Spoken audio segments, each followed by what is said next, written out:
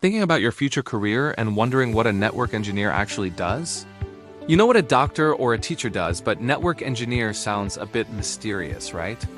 Let's clear that up. Imagine the internet is a massive highway system. Network engineers are the architects and traffic controllers of that system. They design, build, and maintain the computer networks that we rely on every single day for everything from streaming movies to online banking. And even this video you're watching right now. A typical day? It could involve setting up a new office network, troubleshooting why a connection is slow, or protecting the network from security threats.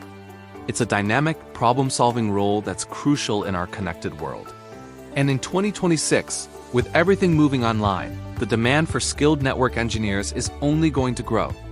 It's a stable, rewarding, and future-proof career. Ready to build the digital highways of tomorrow?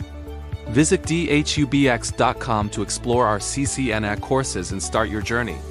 Don't forget to like and subscribe for more career insights.